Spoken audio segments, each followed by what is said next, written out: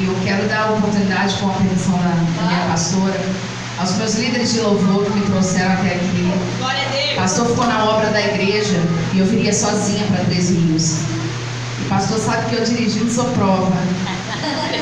Eu falei, Jesus, eu vou. E sem eu pedir nada, os meus líderes se levantaram e falaram assim, pastor, a gente E aí eu quero dar oportunidade para os meus líderes.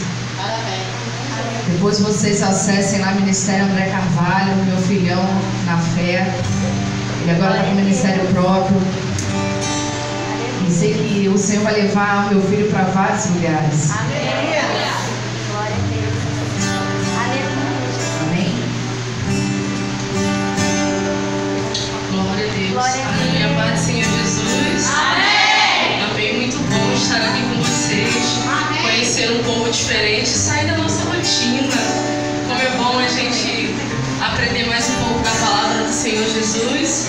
E nessa tarde, através do Espírito Santo de Deus, eu convido vocês a adorar ao Senhor, porque somos todas princesas adoradoras do Senhor. Amém?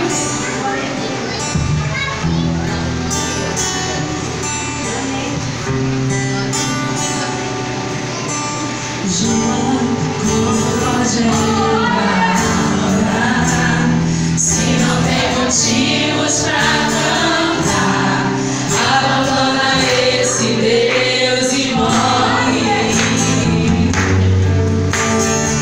Mas não adoro pelo que ele faz, nem pelos por bens materiais. Eu adoro pelo que ele é, eu sou dele, tudo é dele.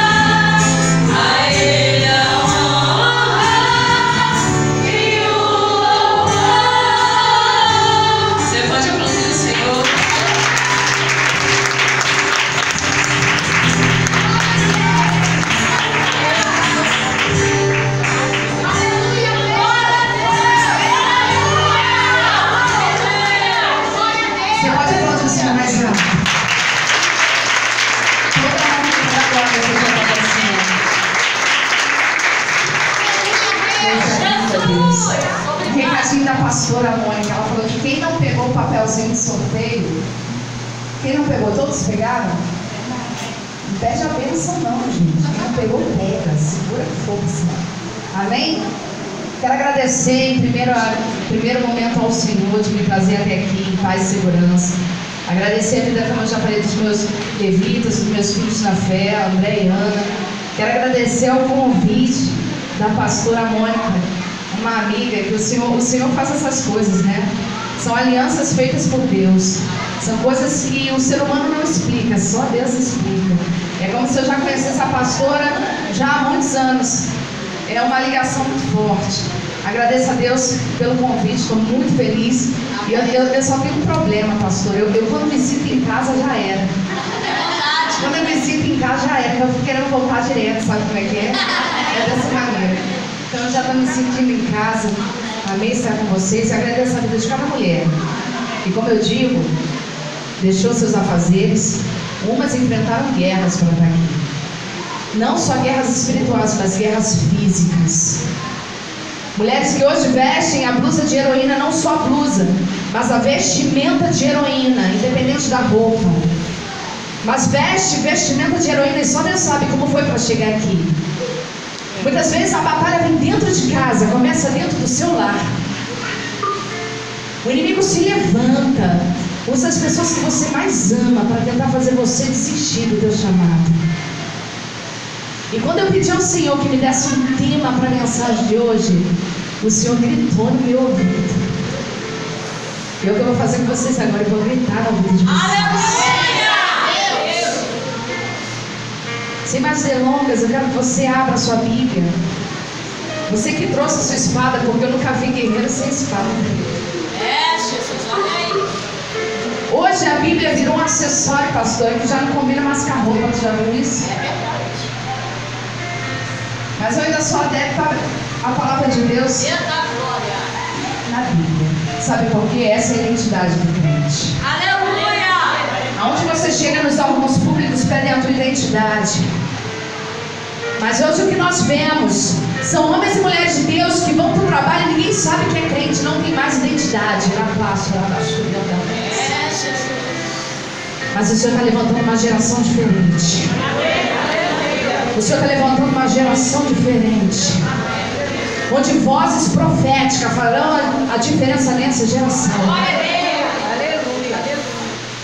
Abra sua Bíblia em Juízes. Livro de Juízes, capítulo 5, versículo 7.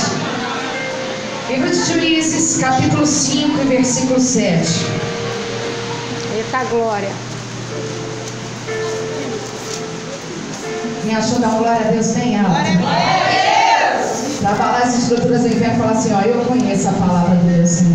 Eu conheço a palavra do meu Senhor. Coisa linda. Diz assim a palavra de Deus: os guerreiros de Israel haviam desaparecido. Os guerreiros de Israel haviam desaparecido. Já tinham desistido de lutar, até que se levantaste, ó Débora. Até que levantaste para ser a mãe de Israel. Pula lá para o versículo 12. Desperta, Débora. Desperta. Meu Deus! Sacode a mulher que está do teu lado, segura a mão dela com força. Coloca a tua Bíblia no banco, segura a mão dela com força. Diz assim: é tempo de despertar. Deus está te chamando para um despertamento. Hoje é tarde de avivamento nesse lugar. Então desperta, porque Deus é quebrado do Senhor. Deus, Santo, Santo, Santo. Senhor, presença de Deus nesse lugar.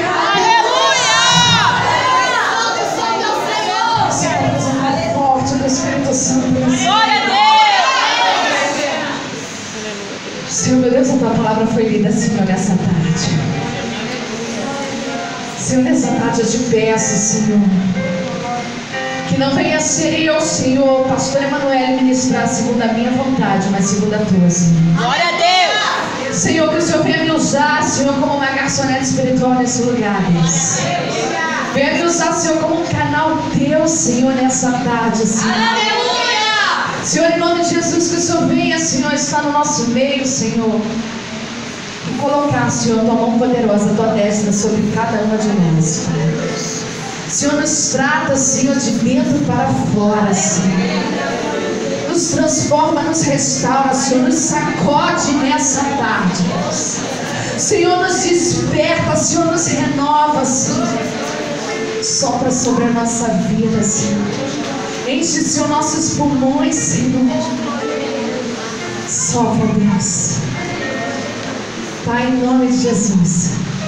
Eu te peço, Senhor, pela renovação das nossas mentes. Aleluia! Glória a Deus! Possamos sair, Pai, renovadas. Amém, Pai. Senhor! Aleluia! Senhor, que o nosso entendimento seja, Senhor, transformado pela Tua palavra, Deus. Glória a Deus!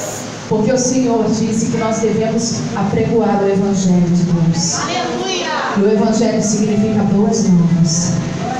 Ou seja, é uma palavra de cura, de libertação, de transformação, Aleluia. de restauração, de mudança de vida, de milagre, de vitória. Então, Senhor, eu te entrego, Senhor. Eu te entrego, Senhor, essa ministração em tuas mãos, Senhor. Baruch Hashem, que significa que o teu nome seja louvado. Glória a Deus! Glorificado seja o teu nome. Aleluia! Eu quero que você agora levante tuas mãos o mais alto que você puder e dê uma salva de palmas. O Senhor merece o teu nome. Glória a Deus.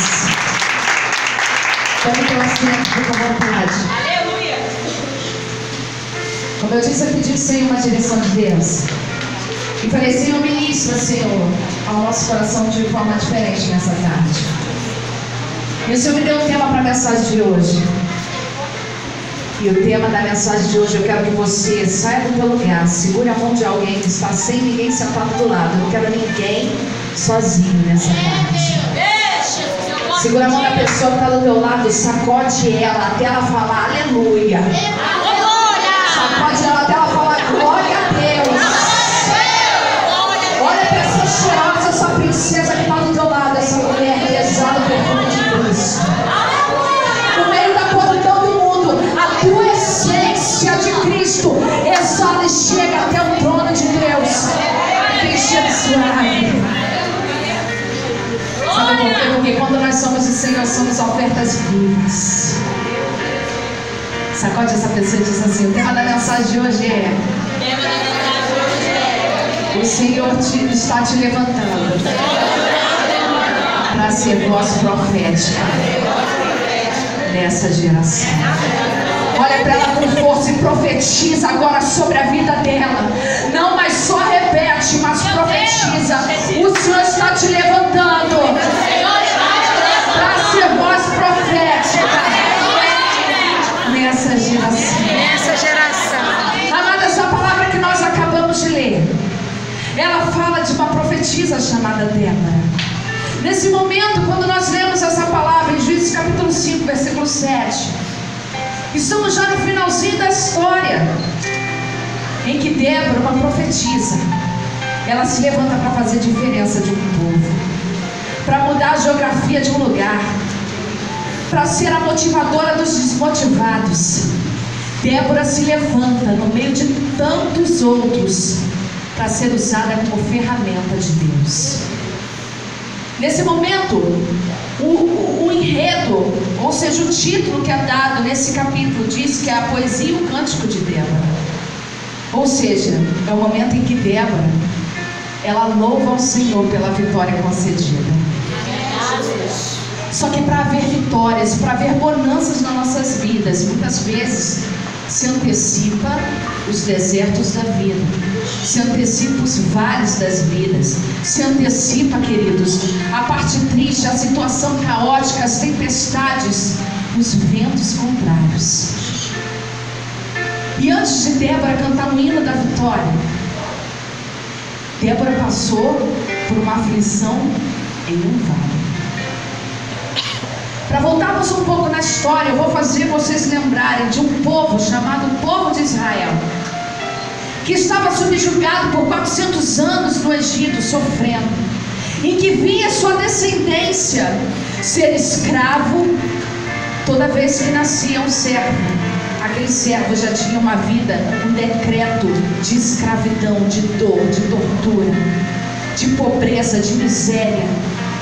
E naquele momento, depois que o povo de Israel começa a sofrer, os israelitas sofrem, o Senhor olha para aquele povo e, com as suas misericórdias que duram para sempre, o Senhor levanta um homem chamado Moisés para ser o líder, o guia daquele povo, tirar aquele povo do Egito, da vida deles, e levar para uma terra que o Senhor prometeu.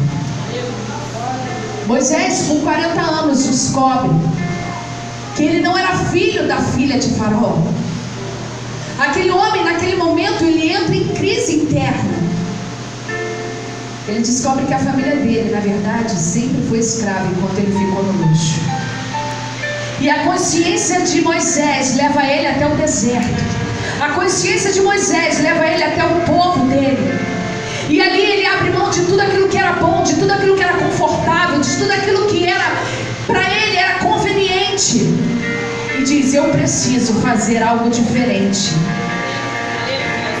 porque o Senhor me levantou para ser diferente no meio da terra. Então aquele homem, ele tem algo com Deus. O Senhor chama aquele homem para ter um tete a tete com ele, e marca um encontro numa sarça que ardia, mas não se consumia com ele.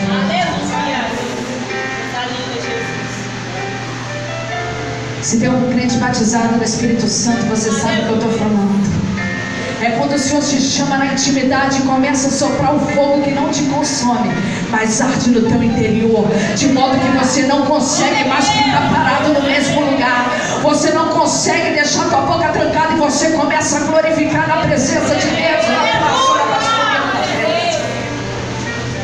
Então o Senhor chama Moisés, já com 85 anos, e fala: Moisés, eu tenho uma missão para você.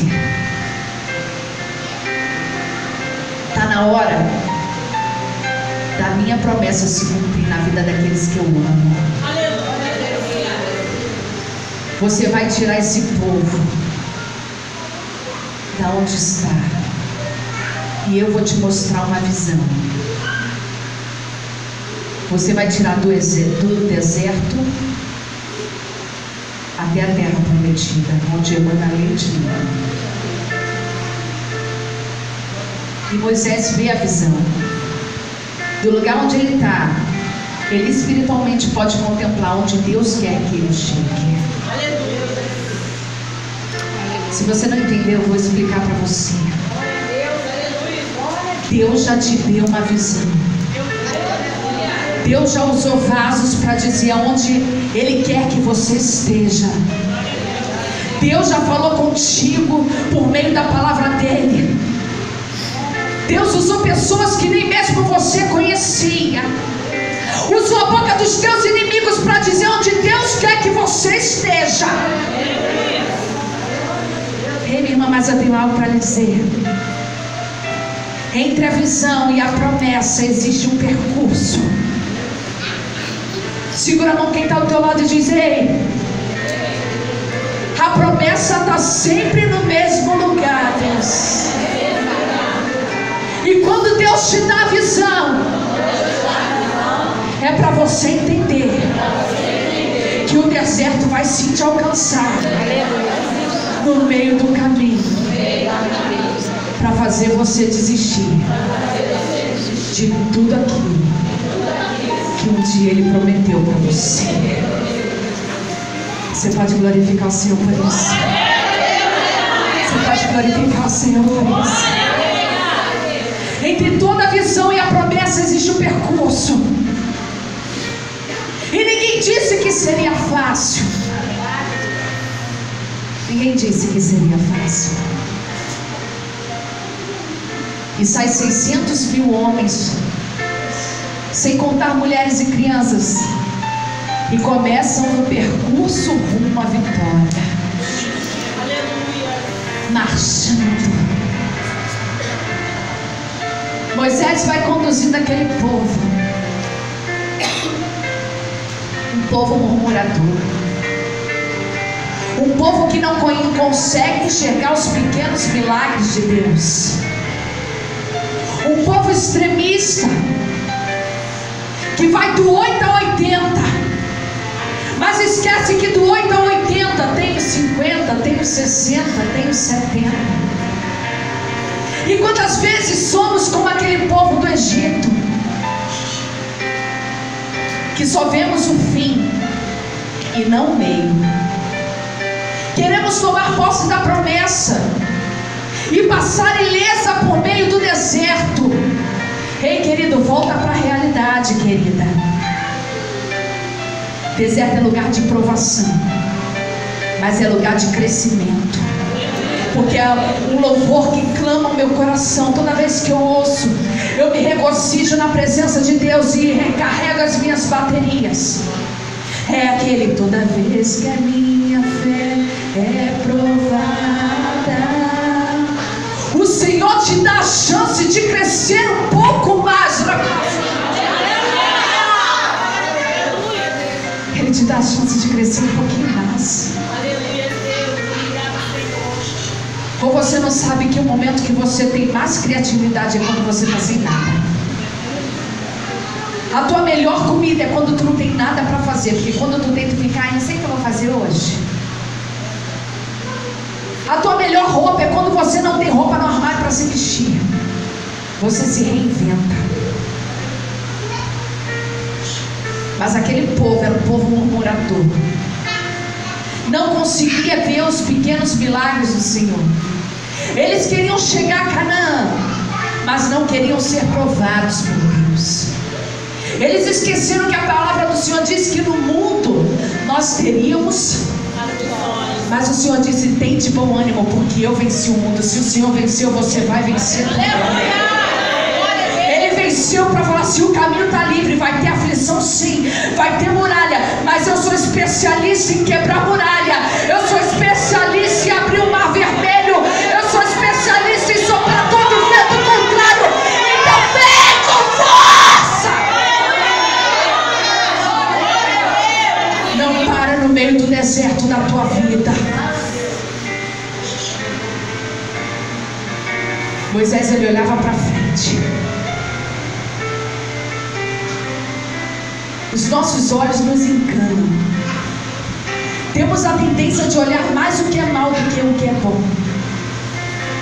O Senhor pode fazer 1000 coisas boas para você. Uma coisa que dá errado, você já bota o Senhor na parede. Quer abrir mão de tudo, abrir mão do ministério, abrir mão do casamento, largar a amiga. Ei, querida, para de ser florzinha. Deus te chamou de carvalho de justiça. Meu Deus, coisa linda. As pessoas dizem que as mulheres são frágeis, e eu concordo. Somos frágeis, somos amorosas, somos choronas, somos emotivas, somos amigas, mas fraca não. Tu pode até ser frágil, mas tu não é fraca. E de repente nessa tarde você se pergunta: por que ainda não tomei posse da minha promessa? E o Senhor te diz: ó Israel, porque você está olhando mais para as coisas negativas do que para a promessa que está na sua frente. Tem pessoas que vivem mais o deserto do que a palavra de vitória do Senhor. Dão mais ênfase para Satanás do que a promessa de Deus sobre a sua vida. Tem gente que tem medo mais do demônio, do capeta, do inferno, do que o decreto de vitória do Senhor, que já deu um sim para você e disse: pode ter aflição sim, mas eu já te dei um sim lá no céu. E aquele povo, ele não conseguia ver que quando tinha fome descia maná. Não conseguia. Aquele povo não conseguia ver que quando tinha sede o Senhor fazia jorrar água da pedra. Não via. Aquele povo só olhava para trás. Aquele povo só olhava para o passado. sabe o que acontece? Quem olha para trás não consegue dar passos certos para frente. Quem olha para trás desacelera o passo. Se você olhar para o alvo, nada vai te impedir de chegar nas promessas de Deus. Quem olhou para trás virou estátua de sal. Quem olha para trás erra caminho, esbarra nos outros, cai em buraco. Mas quando você olha para frente, você está atento a tudo que vem. Você fala assim: pode vir com força, porque maior é o general que está na frente da minha frente. Maior é o Senhor que me garante. Mas Moisés, ele tinha um legado. Ele tinha um compromisso com Deus. Ele falou assim: eu tenho que pegar esse povo reclamão e levava até a promessa que Deus tem com eles. Mas sabe o que acontece, povo de Deus? Dos mais de 600.000 pessoas, somente 2 entram na terra prometida: Josué e Caleb. E quando Josué e Caleb eles entram na terra prometida, tomam posse, porque foram os únicos que não desistiram da promessa de Deus. Em nenhum momento você viu no deserto Satanás incorporado falando assim: olha, vou tirar tua promessa. Sabe por quê? Porque Satanás não tem poder para tirar aquilo que Deus te deu,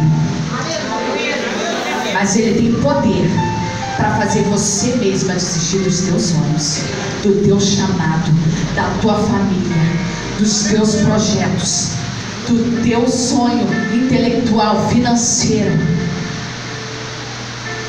Ele tem poder para fazer você morrer no deserto da tua história. Mas Josué e Caleb, eles falaram assim: não, eu me garanto. Sabe por quê? Porque Deus já me garantiu. Aleluia. Eles entram na terra prometida e começam a povoar aquela terra. Só que a palavra de Deus vai dizer em Juízes capítulo 1 que aquela geração de Josué e Caleb se torna depois que eles morrem, se torna uma geração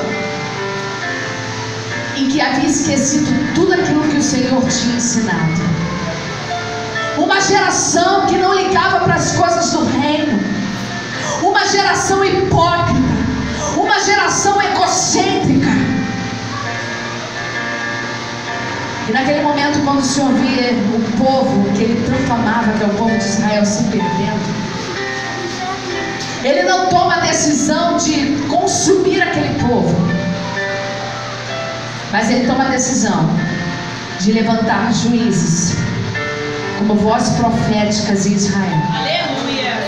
Para fazer a diferença e conduzir aquele povo que não conhecia o Senhor para um outro nível de intimidade com Deus. E aí eu começo a pregar para vocês. Aleluia. O Senhor levanta vozes proféticas, homens de Deus, para conduzir uma geração que já estava fadada à derrota. É a mesma geração que nós vivemos hoje, amadas. Uma geração de mulheres promíscuas. Uma geração de pessoas desiludidas. Uma geração de pessoas que não podem ser mais exortadas numa igreja porque não voltam mais, pastor.